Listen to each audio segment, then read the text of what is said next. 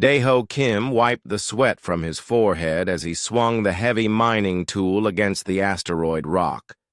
The metal made a dull sound that echoed through his helmet. Around him, dozens of other humans worked in the same rhythm. Swing, break, collect. Swing, break, collect. They had been doing this for 12 hours straight. The small device behind his left ear buzzed softly. The neural inhibitor was working as always, keeping his mind calm and focused on work. It stopped him from feeling angry or wanting to fight back. All humans had these devices. The alien masters put them there when humans were still children. But today, something felt different. Daeho paused and looked around at his crew. There was Tae-Min Lee, a big man who used to be a soldier before the aliens took over Earth. Next to him worked Soo-Jin Park, a smart woman who knew a lot about biology. They all looked tired, but there was something else in their eyes today. The Vaxari overseer floated nearby in his environmental suit. His reptilian face was hidden behind a dark mask, but Daeho could feel the alien watching them. The Vaxari were one of the ruling species in the Galactic Consortium. They looked like giant lizards and thought humans were stupid animals, good only for hard work. "Work faster," the overseer hissed through the communication system. "The quota must be met." Daeho nodded and went back to mining.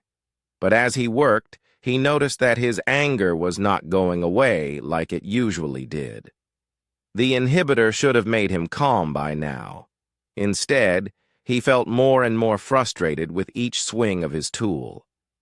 During the lunch break, the humans sat together in the small rest area of the mining station. They ate their protein blocks in silence, as always. Speaking too much could get them in trouble, but Daeho caught Taemin's eye and saw the same strange look he had noticed earlier. "My head feels different today," Soo-Jin whispered very quietly. She touched the inhibitor behind her ear. "Does anyone else feel it?" Several workers nodded slightly. They had to be careful. The aliens had listening devices everywhere. But Daeho could tell that others were experiencing the same thing he was. The fog in their minds was lifting. After lunch, they went back to work. The Vaxari overseer received a message on his communication device and floated away to another part of the asteroid. As soon as he was gone, Tae-Min moved closer to Daeho. "Something is wrong with the inhibitors," he said in a low voice. "I can think clearly for the first time in years."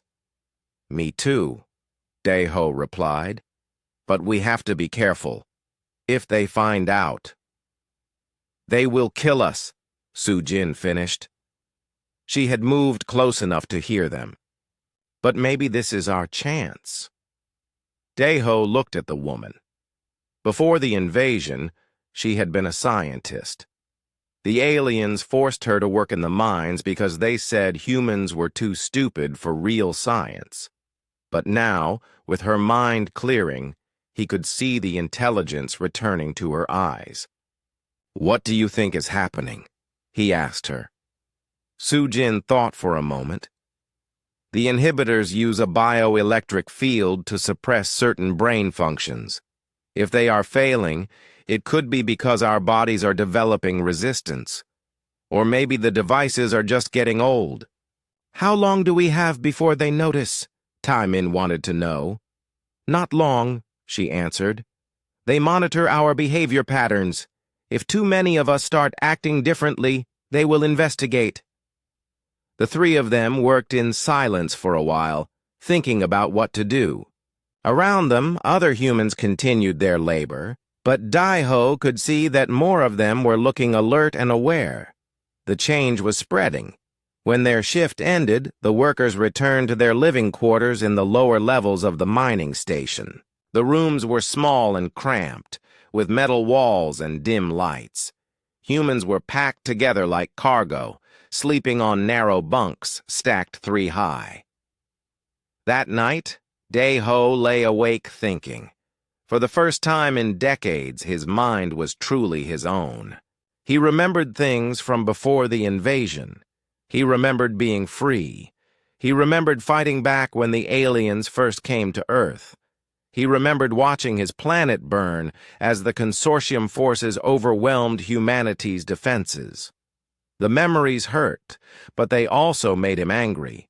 Real anger, not the dull frustration that the inhibitor usually allowed. This was the kind of anger that could drive someone to do dangerous things. Over the next few days, more humans began to show signs that their inhibitors were failing. They moved differently, stood straighter, looked around with alert eyes instead of staring at the ground. Dae-ho started to organize quiet meetings during meal breaks and rest periods.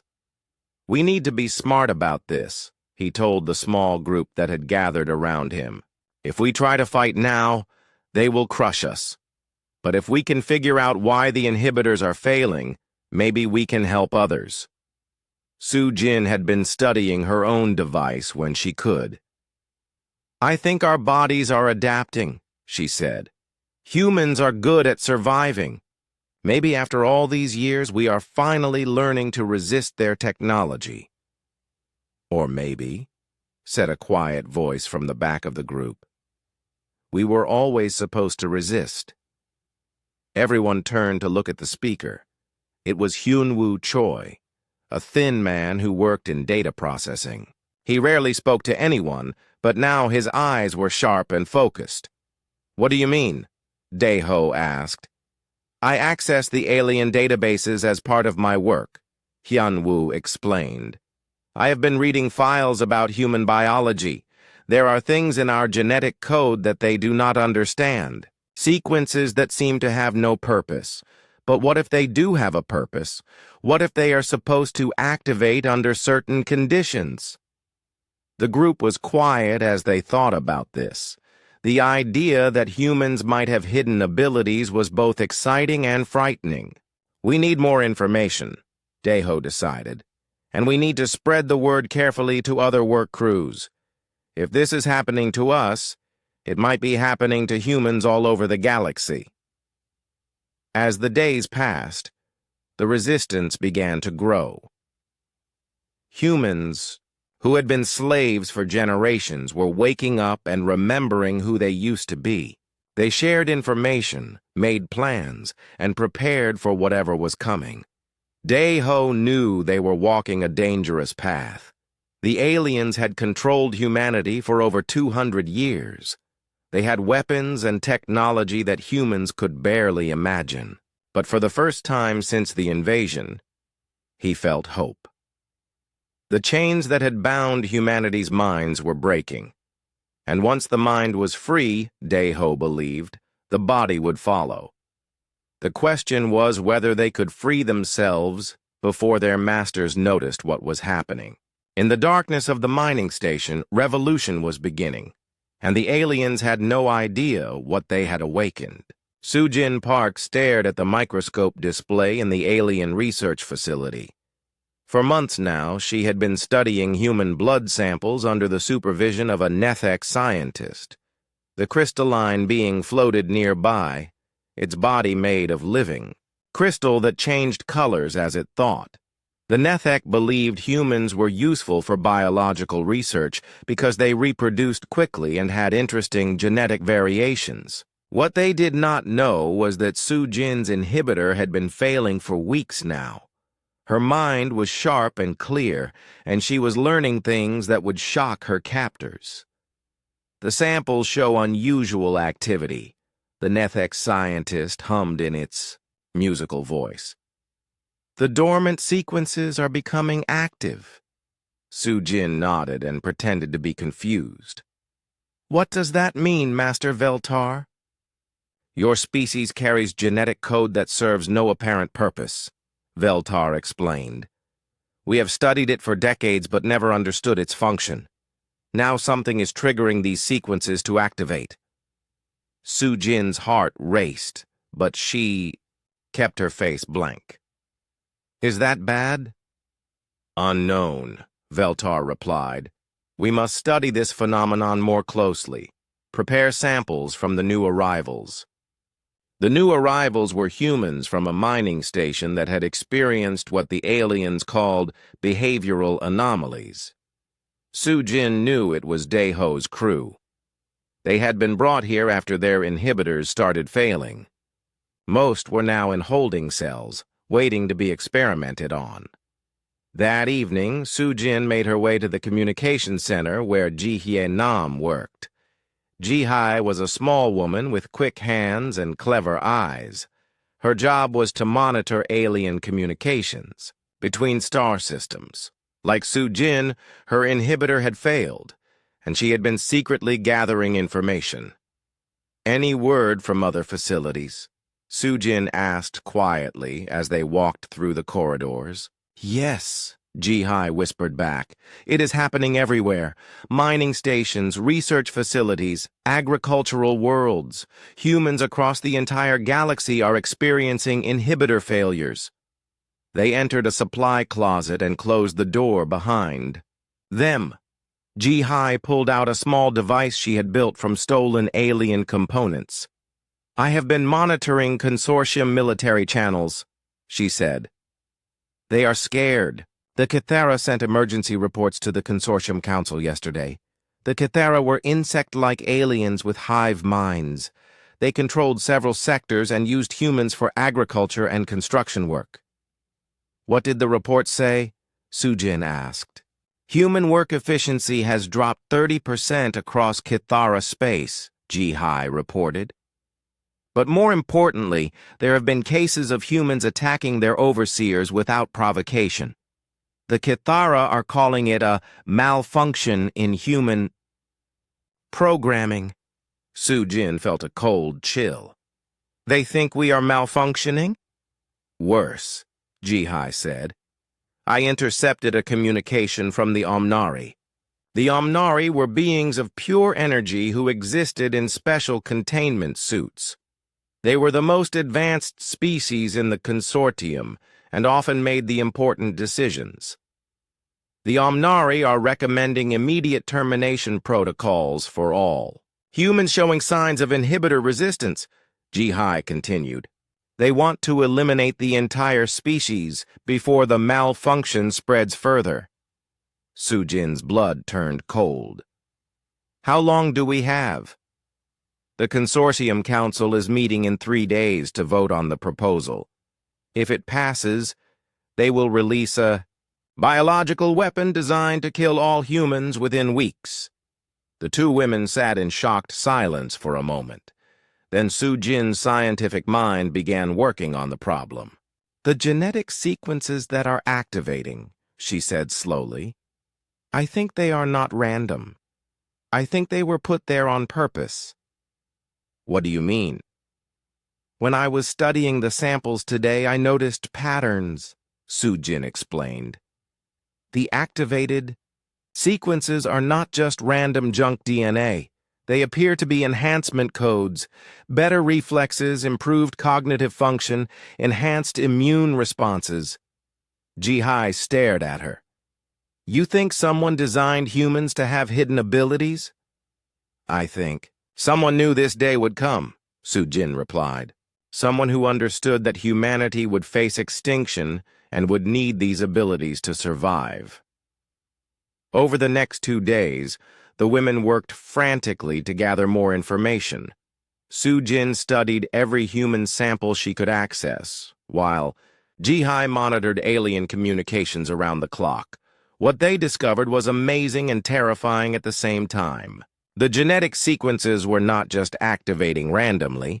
They were responding to stress hormones and threat chemicals in the human body.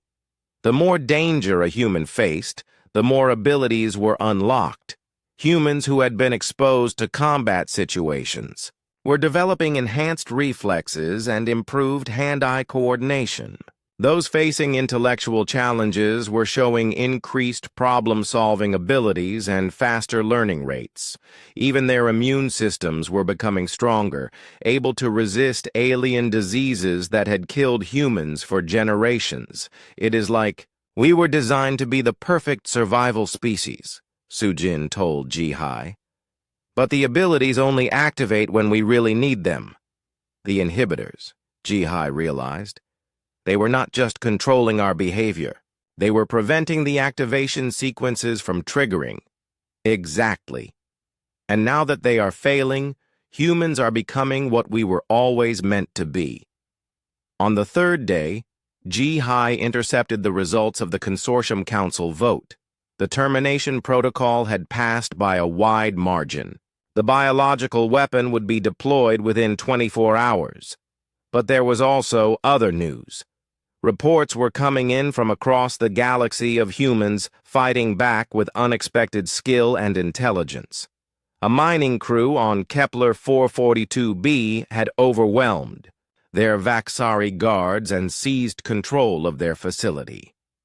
Agricultural workers on New Ceres had organized a rebellion that the Cathara were struggling to contain. Most shocking of all, a group of human technicians on the industrial world of Proxima 7 had somehow managed to disable the planetary defense grid and send out a distress signal that was being received by human populations throughout the sector. "They are scared," Ji-Hai said as she listened to increasingly panicked alien communications. "Really scared." Sujin was studying the latest genetic data when she made another discovery that changed everything. "Ji-Hai," she called excitedly. "Look at this!" On the screen was a DNA sequence that neither of them had seen before. It was incredibly complex and unlike anything in known human genetics. This sequence just activated in samples from humans who were exposed to extreme danger, Sujin explained. But it is not just an enhancement. It is like a key.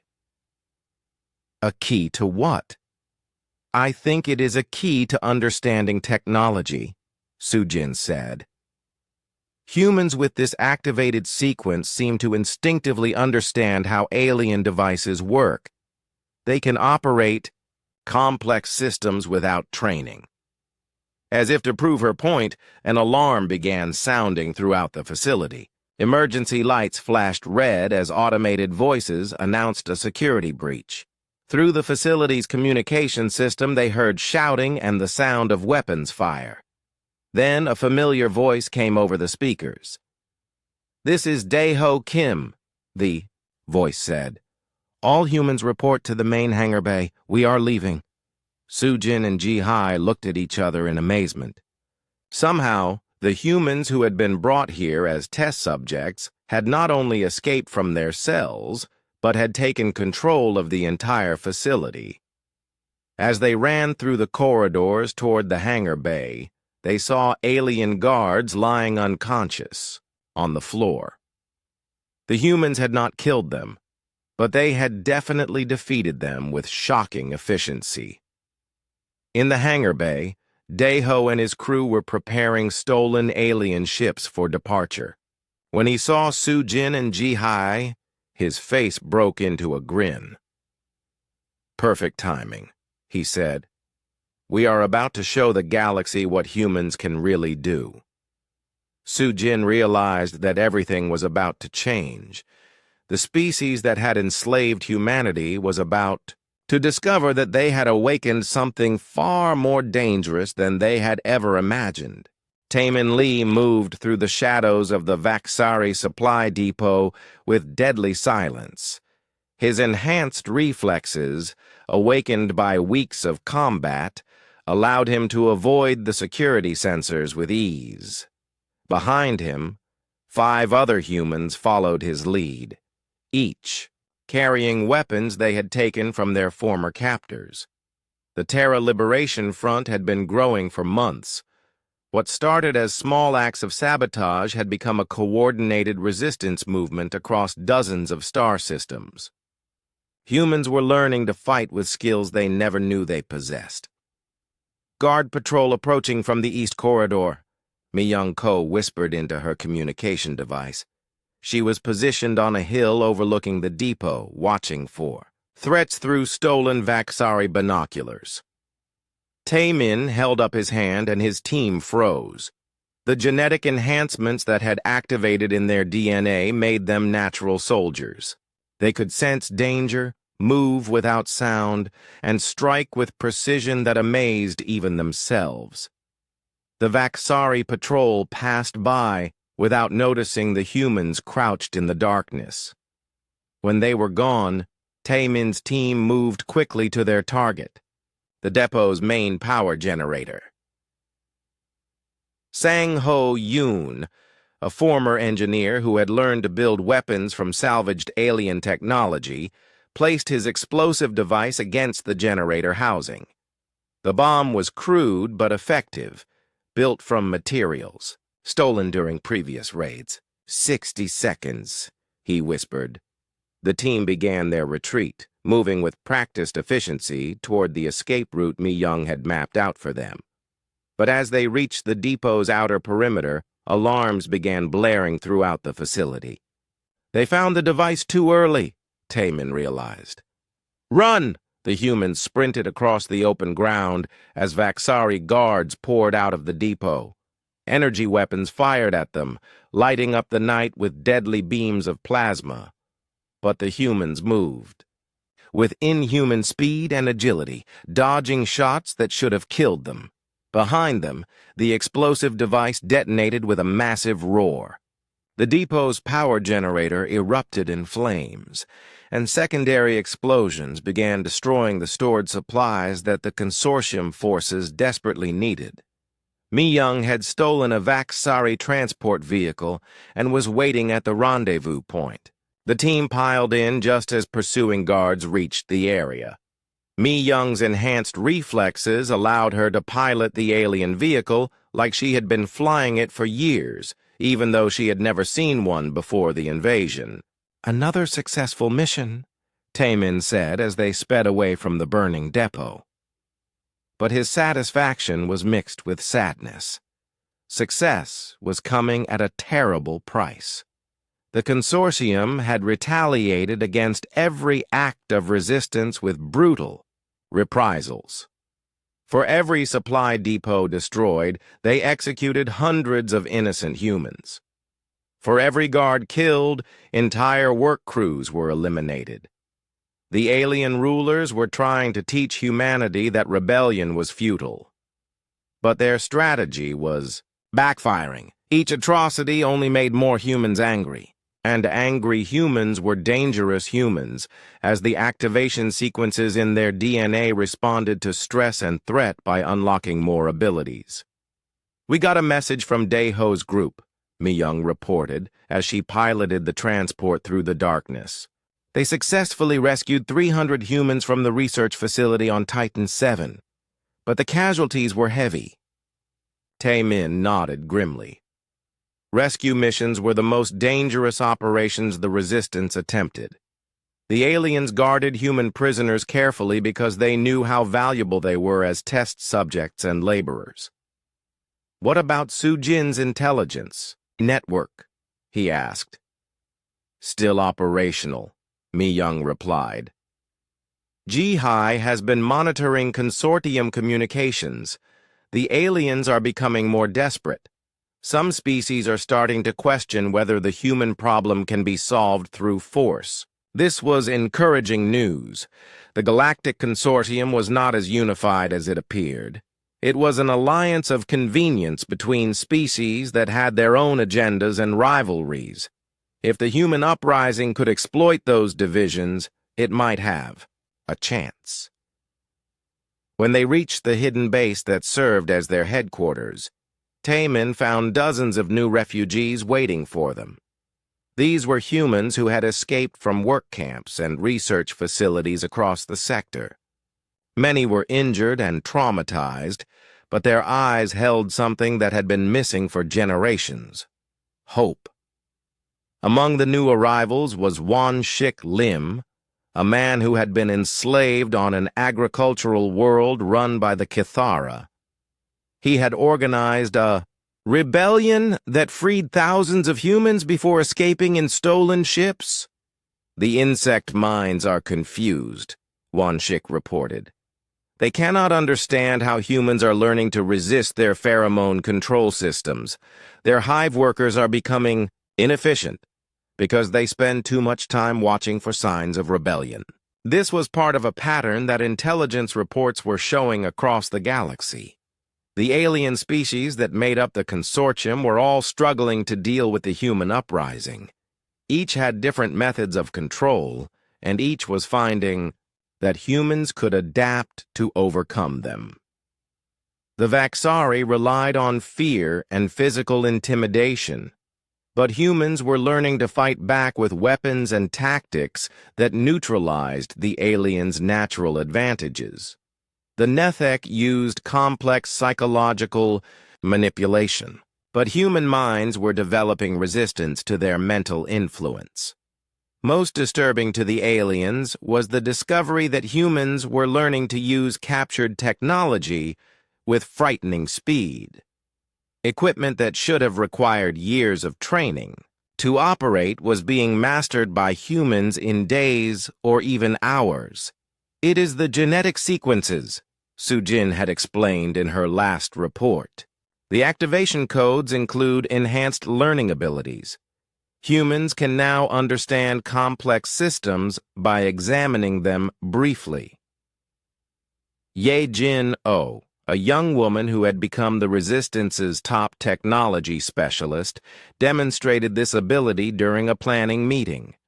She took apart a captured Vaxari communication device and had it working again within minutes. The technology is not that different from what humans used before the invasion, she explained to the amazed group watching her work. The principles are the same. We just needed our minds to be clear enough to see the patterns. But the Resistance faced a growing problem. As they became more successful, the consortium was deploying increasingly desperate measures to stop them. Entire planets were being sterilized to prevent humans from using them as bases. Space lanes were being monitored with deadly automated weapons. Most concerning of all, intelligence reports suggested that the aliens were developing new types of inhibitor devices specifically designed to counter the genetic activation sequences. We need to move faster, Taemin told the assembled resistance leaders. Every day we delay gives them more time to develop countermeasures. Q Minjiang, a former soldier who had become one of their best combat commanders, agreed. We have been fighting defensive actions too long. It is time to take the battle to them. The group spent hours planning their most ambitious operation. Yet, a simultaneous attack on consortium facilities in 12 different star systems. The goal was not just to cause damage, but to rescue as many humans as possible and capture advanced alien technology. It is risky, Wanshik pointed out. If we fail, they will hunt down every human in the galaxy. They are already trying to do that, Taemin replied. At least this way, we go down fighting.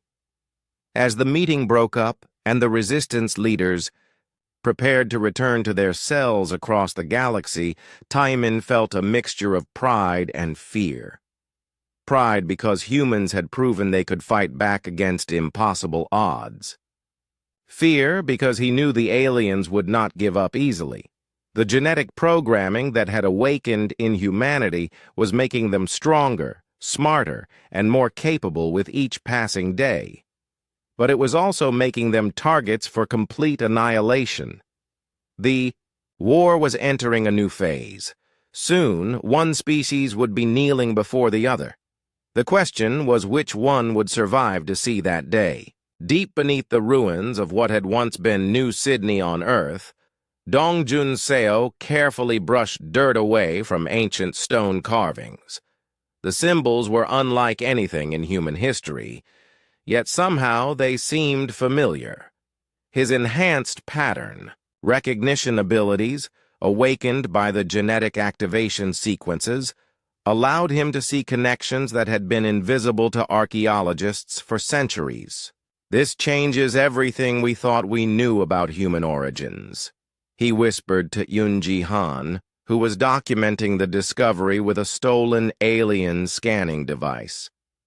The hidden chamber had been discovered by accident when a Terra Liberation Front raiding party took shelter in the underground caverns. What they found was impossible according to everything humans believed about their own history.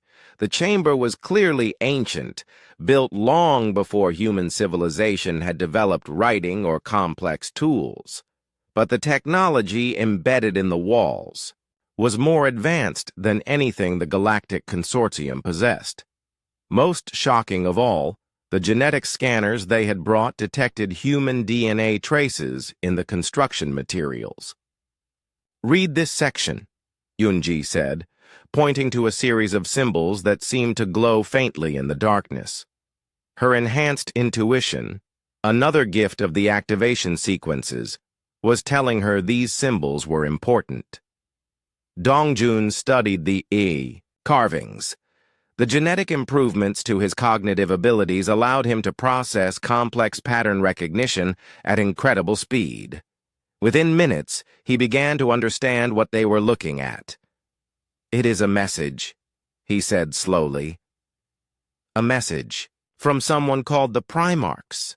They created us." The revelation hit them both like a physical blow. According to the carvings, humans had not evolved naturally on Earth. They had been genetically designed and placed there by an ancient race that had foreseen the rise of what would become the Galactic Consortium. "We were meant to be a failsafe," Dongjun translated as he worked through more of the symbols. The Primarchs knew that eventually the galaxy would be dominated by species that would try to control or destroy others. They designed humans to appear primitive, but to possess hidden capabilities that would activate when threatened with extinction. Yunji was recording everything, but her mind was racing ahead to the implications. The neural inhibitors. They were not just controlling our behavior. "No," Dongjun agreed as he read further.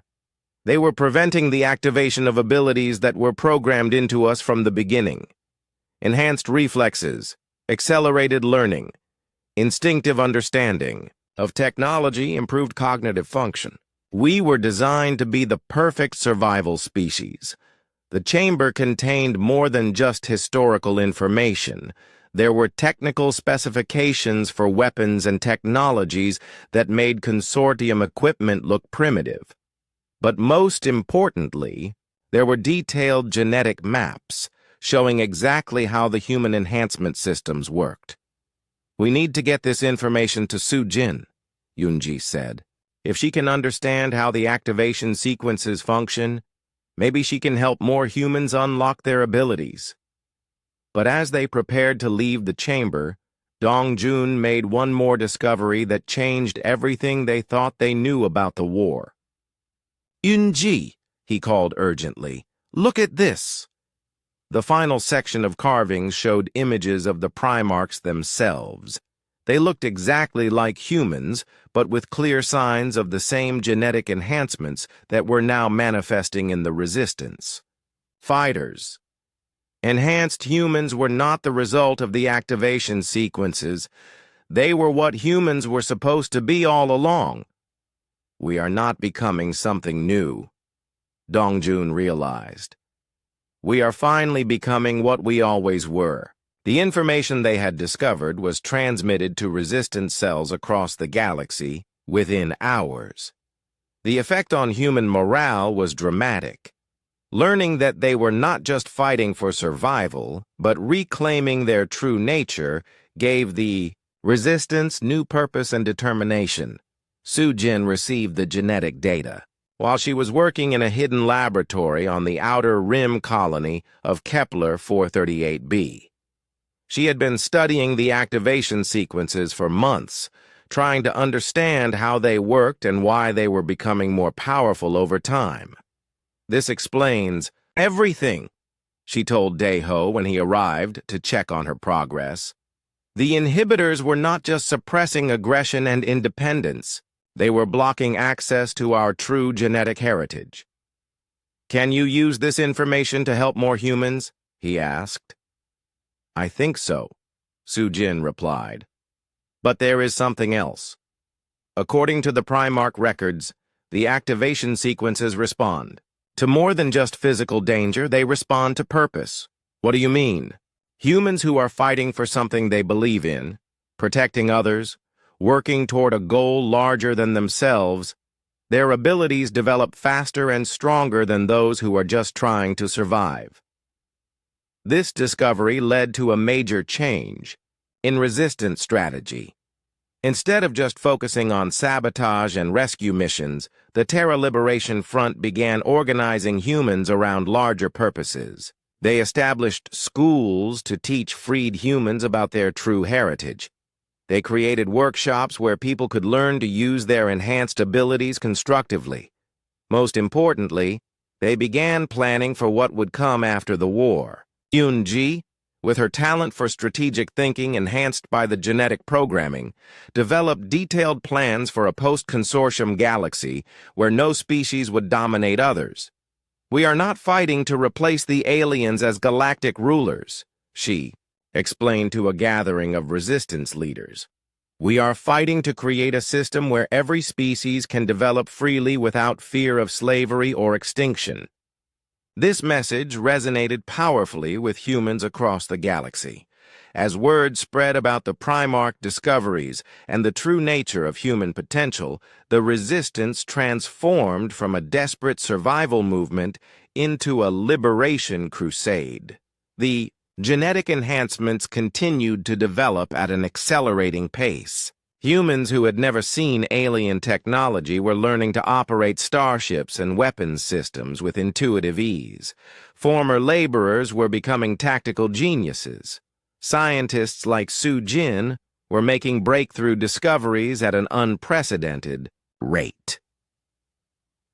But the most significant change was psychological.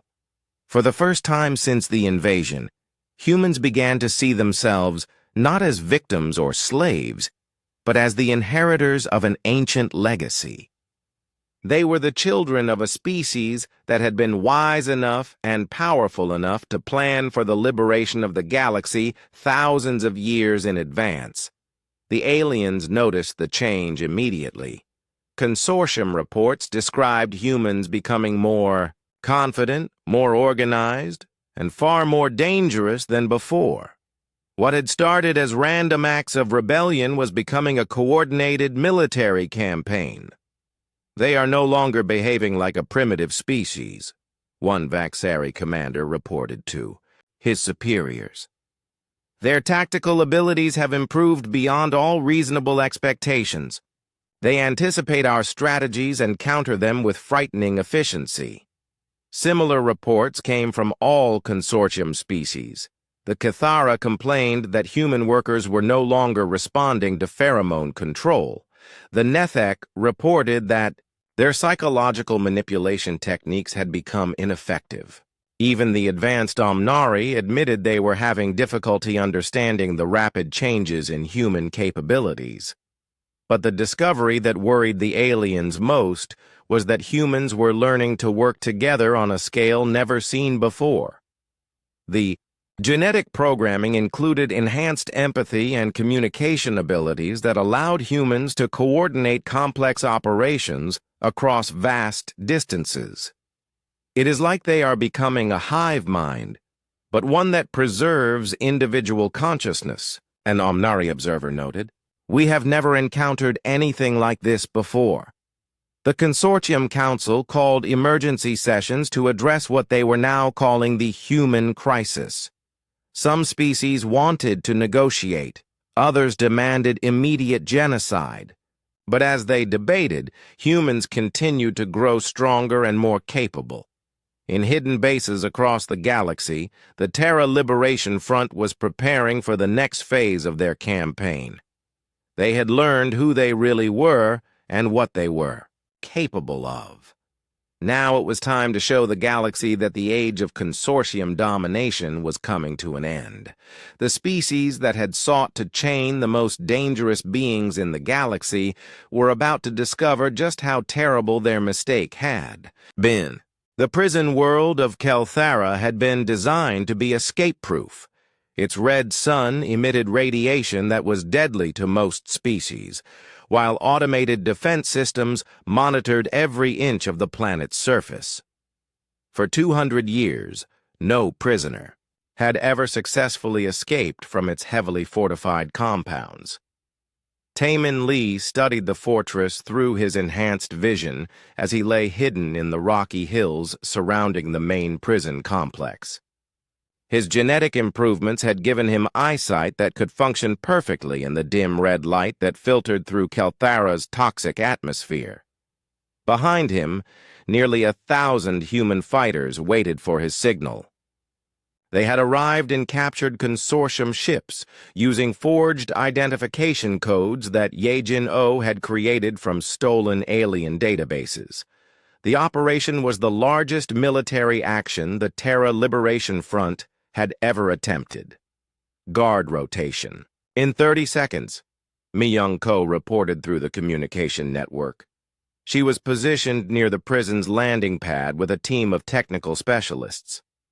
All teams ready? Around the planet, similar groups were preparing to assault every major prison facility simultaneously. Intelligence gathered by Su Jin's network had revealed that Kelthara held over 50,000 human prisoners, many of them resistance fighters captured during recent operations. But this mission was about more than just rescue.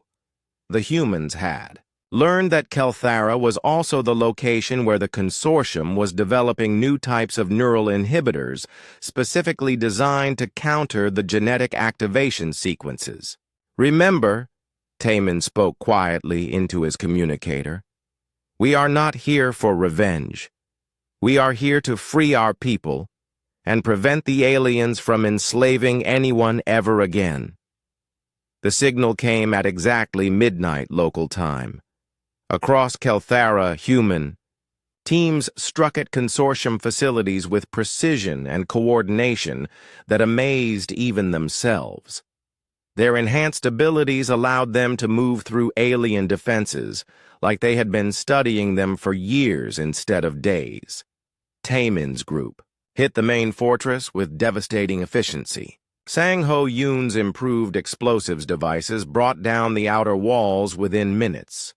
Wan Shik Lim led assault teams through the breaches with tactical skills that had been unlocked by his genetic programming. The Vaxari guards fought back, desperately, but they were facing humans whose reflexes and coordination had been enhanced far beyond normal levels. Energy weapons that should have killed the attackers were dodged with impossible speed. Defense barriers that should have stopped the assault were overcome with creative tactics that no military manual had ever described. Inside the prison complex, Q Min Jang led teams to free the human prisoners. What they found horrified even veteran fighters who had seen the worst of consortium brutality. Thousands of humans were strapped to medical tables, their bodies connected to alien devices that were trying to map their genetic enhancement sequences. They were trying to understand how our abilities work, Su Jin realized as she examined the research equipment, so they could develop better ways to suppress them. Many of the prisoners were barely alive, weakened by months of experimentation. But as soon as their restraints were removed and the suppression devices deactivated, the genetic programming began to heal their bodies at an accelerated rate. "Get everyone to the transport ships," Taemin ordered as alarms blared throughout the facility. "We have maybe 10 minutes before consortium reinforcements arrive." But as the humans began evacuating the prison complex, they discovered something that changed the entire nature of the operation. In the facility's central laboratory, Ye-Jin Oh found databases containing detailed information about every human population in the galaxy. "They have been tracking us for generations," she reported as she downloaded the files.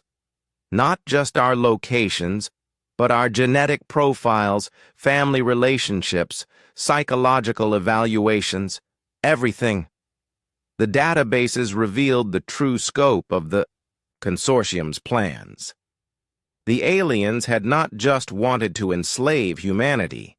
They had been studying human genetics since the original invasion, trying to understand what made humans so adaptable and resilient. They were planning to copy our abilities, Sujin realized as she reviewed the data. Create alien-human hybrid soldiers that would have our advantages, but remain loyal to the consortium. The discovery made the successful destruction of Kelthara even more important. The humans made sure to destroy every research facility and database before evacuating the planet. But they also found something else in the alien files that would prove crucial for the next phase of the war. The databases contained detailed military intelligence about consortium fleet positions, supply lines, and defense strategies. For the first time, humans had access to the kind of strategic information that could allow them to plan large-scale military operations. So, young Bayek, who had developed enhanced analytical abilities that made her a natural intelligence officer, spent hours studying the captured data during the evacuation flights from Kelthara. "The consortium is not as strong as they want us to believe," she reported to the assembled resistance leaders. "Their member species have been fighting each other for resources and territory for decades. The only thing that has held them together is the common benefit of human slave labor." This intelligence confirmed what many resistance cells had been observing. As human uprisings became more successful, the alien species were starting to blame each other for the crisis. Ancient rivalries were resurfacing as the consortium struggled to maintain control. "The Vaxari think the Cathara have been too soft in their handling of human workers," So Young continued. "The Cathara blame the Nethek for not developing better psychological control methods. Everyone thinks the Omnari are holding back advanced technologies that could solve the problem."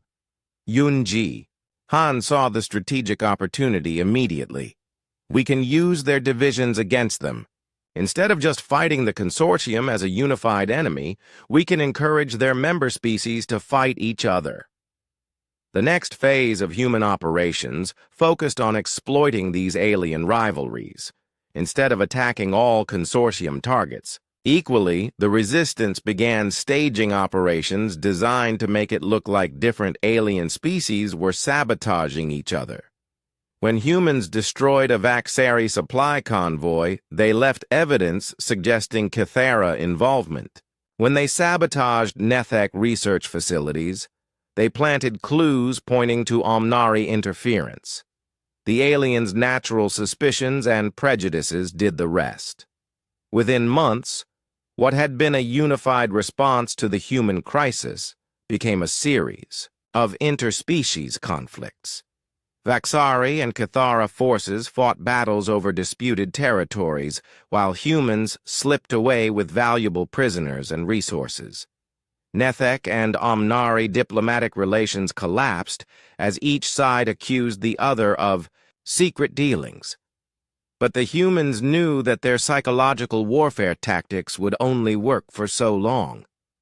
Eventually, the alien species would realize they were being manipulated and would reunite against the common threat. The resistance needed to be ready for that moment. "We are entering the final phase," Daeho told a gathering of human leaders in a hidden base on the edge of consortium space. "Soon, they will put aside their differences and come after us with everything they have. When that happens, we need to be strong enough to fight the entire galaxy if necessary."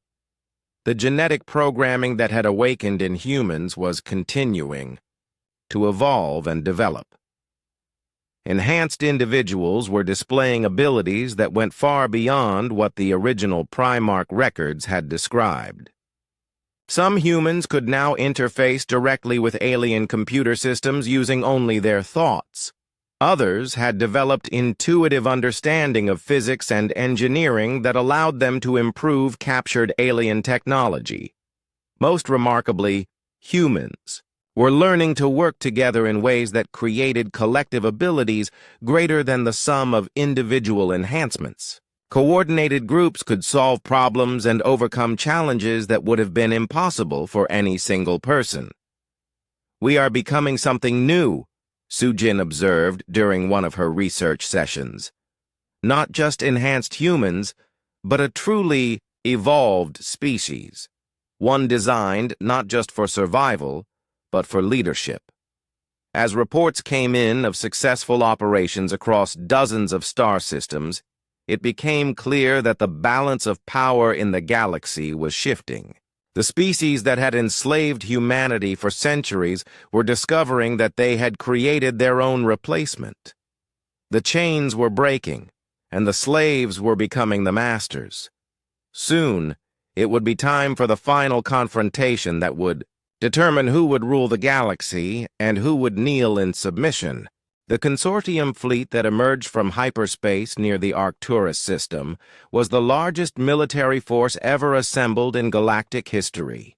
Over 10,000 warships from 5 different species, armed with weapons capable of sterilizing entire planets. Their target was a small human colony that had been sending out propaganda broadcasts encouraging alien species to rise up against their consortium masters.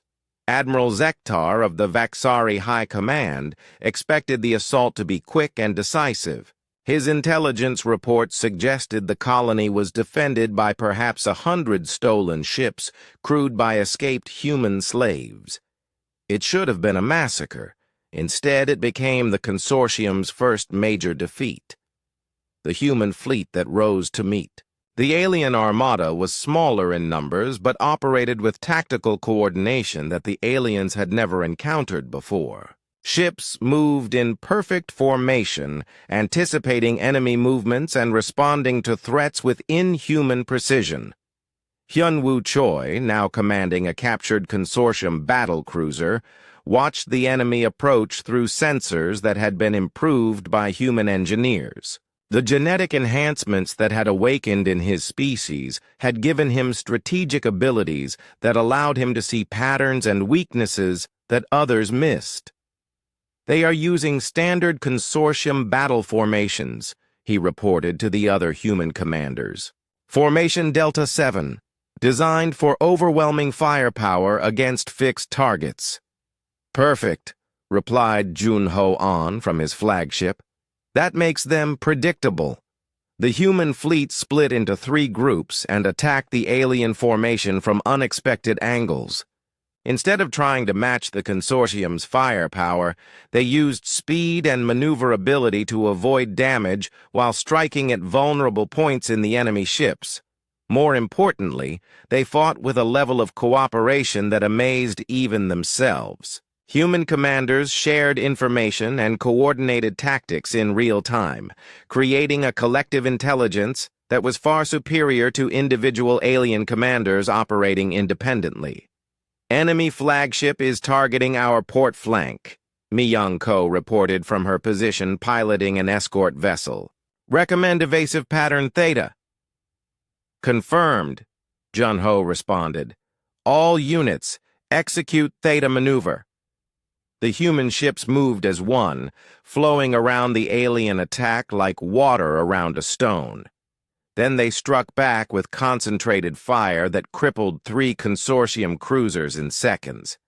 Admiral Zektar watched in disbelief as his overwhelming numerical advantage began to mean nothing. The humans were not just fighting better than expected, they were fighting like they had been born for space combat. "How are they learning our tactics so quickly?" he demanded of his staff officers. None of them had an answer. What they did not know was that the genetic programming awakened in humans included enhanced pattern recognition and accelerated learning abilities. Human commanders were analyzing consortium tactics in real time and developing countermeasures faster than the aliens could adapt. The battle lasted for 6 hours. When it ended, over half of the consortium fleet had been destroyed or captured, while human losses were minimal. Most shocking of all, several alien ships had surrendered rather than fight to the death, their crews no longer believing that the consortium could win the war. News of the victory spread across the galaxy within hours. Human populations that had been hiding in fear began openly rebelling. Alien species that had been oppressed by the consortium started questioning whether they needed to remain loyal to their masters. But the humans knew that the real war was just beginning. The victory at Arcturus had proven that they could defeat consortium fleets in direct combat. Now they needed to take the fight to the aliens' homeworlds, Sujin Park, working from a mobile research laboratory aboard one of the captured alien ships, had been developing new weapons specifically designed to exploit the biological weaknesses of each consortium species. The enhanced creativity and scientific intuition that had awakened in her genetics allowed her to design targeted biological agents with frightening efficiency. The Vaxari respiratory system is vulnerable to a modified strain of Earth bacteria, she reported during a strategy meeting. The Kithara hive mind can be disrupted by sonic frequencies that interfere with their pheromone communication. The Nethek crystal matrices can be shattered by specific electromagnetic pulses. What about the Omnari? Asked Eunji-han, who had become the humans' primary strategic planner. Energy beings are harder to target directly, Sujin admitted. But their containment suits have weaknesses. If we can disrupt their environmental systems, they become vulnerable to normal weapons. The development of species-specific weapons marked a turning point in human strategy. Instead of trying to fight the aliens on equal terms, they began using their enhanced scientific abilities to gain overwhelming advantages. But Sujin's most important contribution was not weapons. It was the discovery of how to accelerate the genetic activation process in other humans. Using the Primarch data from Earth and her own research, she developed treatments that could awaken dormant abilities in days instead of months. Every human we free becomes a super soldier within a week, she explained to the resistance leadership. Our forces grow stronger with every victory. The psychological impact of this development was enormous. Human populations across the galaxy began to see themselves not as victims waiting for rescue, but as potential warriors in the Liberation Army. Slave revolts became more common and more successful as ordinary humans discovered they had abilities that made them more than a match for their alien captors. Meanwhile, the consortium was struggling to maintain unity as the human uprising continued to exploit their natural divisions. The psychological warfare that had started after Kelthara was now a major factor in every human operation. So young Bayek had established a sophisticated intelligence network that monitored alien communications and identified opportunities to increase interspecies tensions.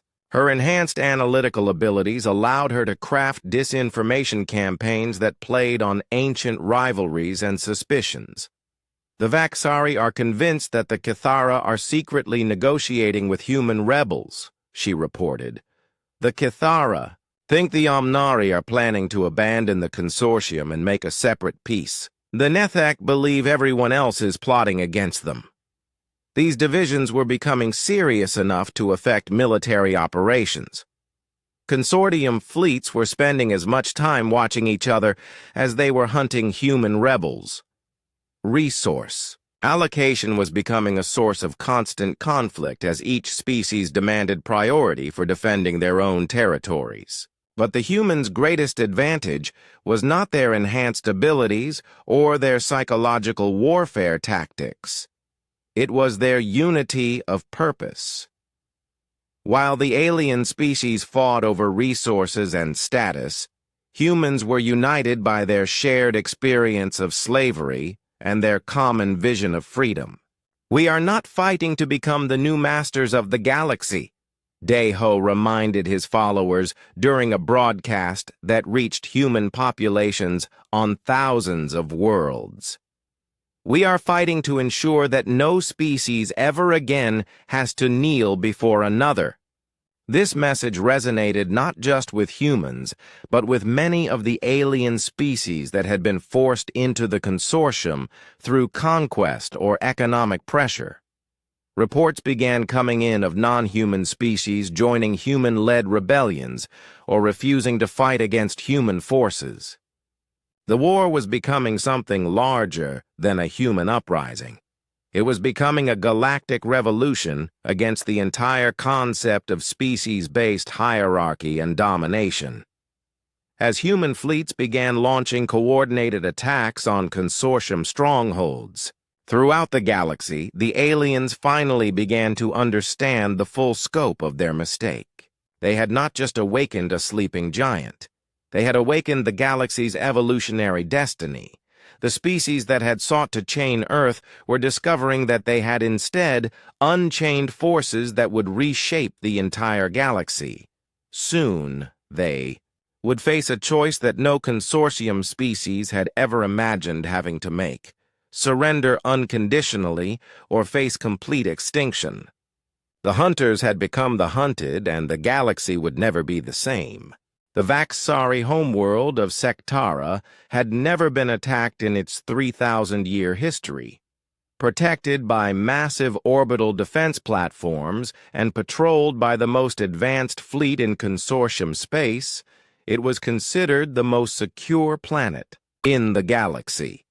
The ruling council of the Galactic Consortium met there, confident that they were beyond the reach of any enemy. They were wrong. Junho An stood on the bridge of his flagship, the liberated human battleship Terra's Revenge, as it dropped out of hyperspace at the edge of the Sectara system. Around him, nearly 2,000 human warships materialized from the void, their hulls gleaming with improvements made by enhanced human engineers. "All fleets report ready," his communications officer announced. Ha-Young Kim, who had once been a slave in the Vaxari crystal mines, now commanded a strike force of 300 ships that had been specifically modified for planetary assault. "Orbital defenses are activating," reported the sensor operator, counting 47 defense platforms, each armed with planet-killer weapons. Junho smiled grimly. The genetic enhancements that had awakened in humans had given him strategic abilities that allowed him to see solutions where others saw only problems. The Vaxari defenses were impressive, but they had been designed to fight conventional enemies using conventional tactics. Humans were anything but conventional. "Execute Plan Omega," he ordered. Across the human fleet, crews began implementing tactics that no military academy had ever taught. Instead of attacking the defense platforms directly, they deployed clouds of microscopic drones that Sujin Park had designed using her enhanced scientific abilities. The drones were too small for the alien sensors to detect, but they carried payloads specifically engineered to disrupt Vaxari technology. Within minutes, the orbital defense platforms began malfunctioning as the invisible drones infiltrated their systems. Weapons misfired, targeting computers failed, and power cores destabilized. The most advanced defensive network in the galaxy was brought down by technology so sophisticated that the aliens could not even understand what was happening to them. "Defense grid is down," the sensor operator reported with barely contained excitement. "All platforms are offline." "Phase 2, Junho commanded. The human fleet split into coordinated groups and began the assault on Sectara itself. But this was not a bombardment designed to destroy the planet. The humans had learned from the Primarch records that true victory came not from destruction, but from transformation. Ha-Young Kim led her assault forces through the atmosphere with precision that amazed even veteran pilots. The genetic improvements that had awakened in humans included enhanced spatial awareness and reaction times that made them natural spacecraft operators. They could pilot complex vehicles with an intuitive understanding that took aliens years to develop. "Primary government complex is in sight," she reported as her ships descended through the clouds. "Resistance is minimal. The Vaxari military forces on the planet were in disarray.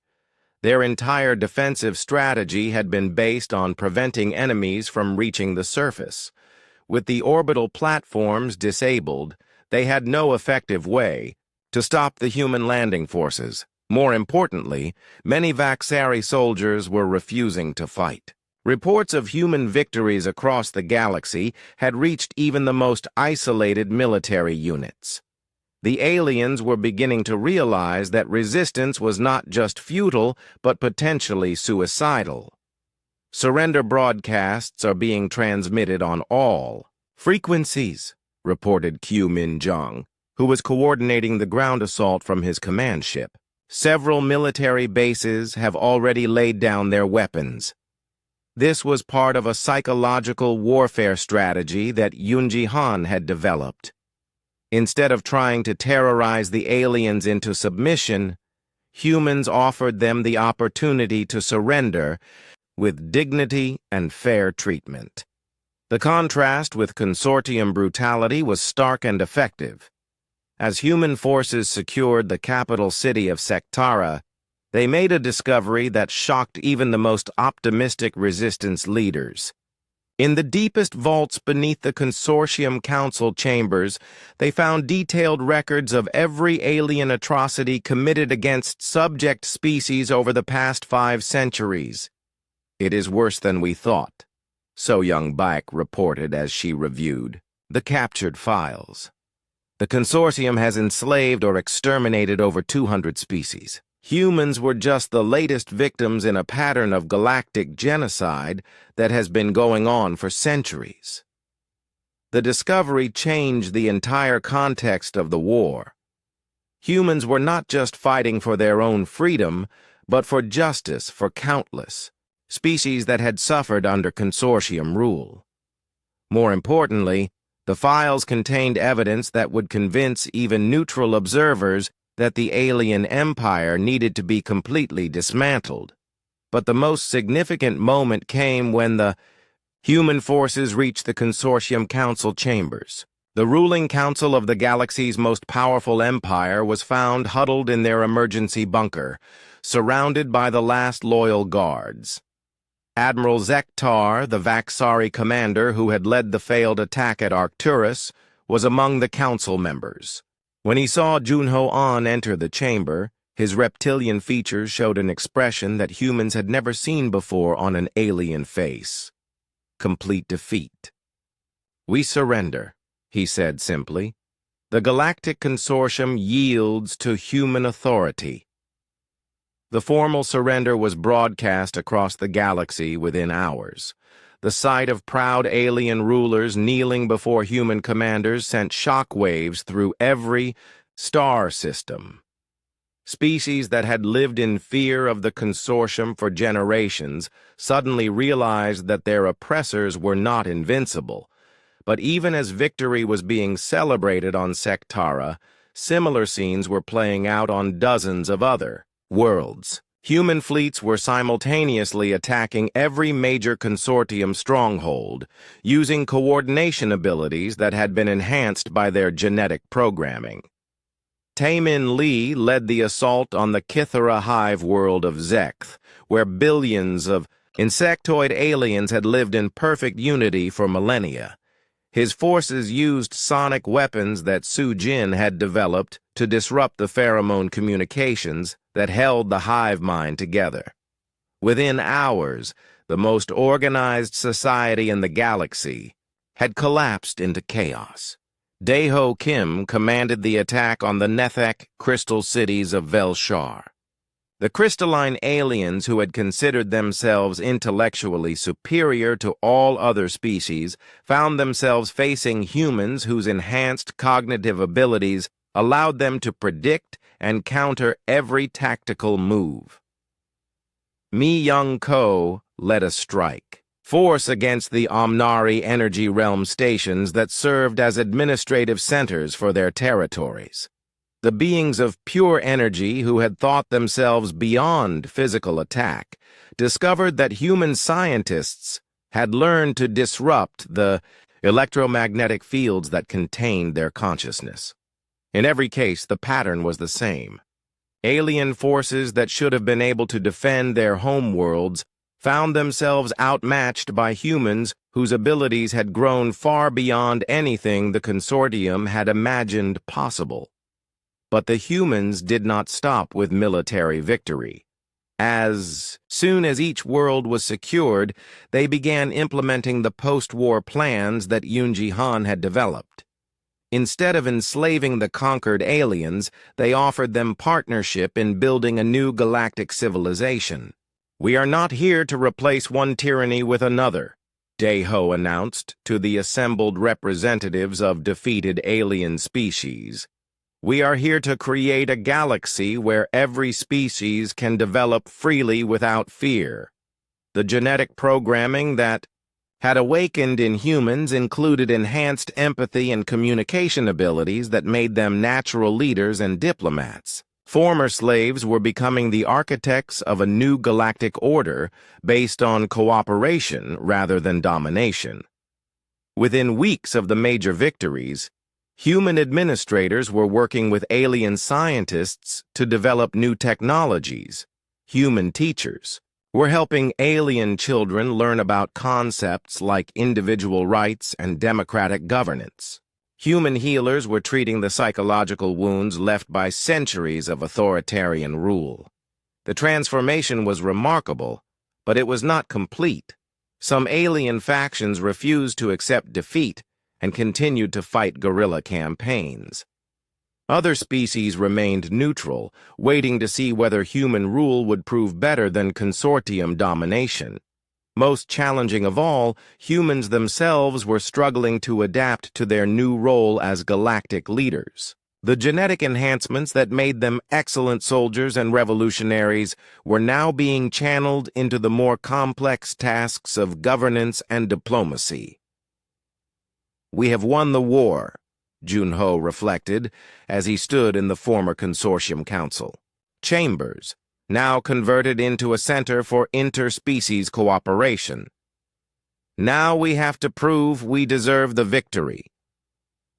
The species that had sought to chain Earth were indeed on their knees, but the humans who stood over them were offering hands to help them back up. The real test of humanity's evolutionary destiny was just beginning.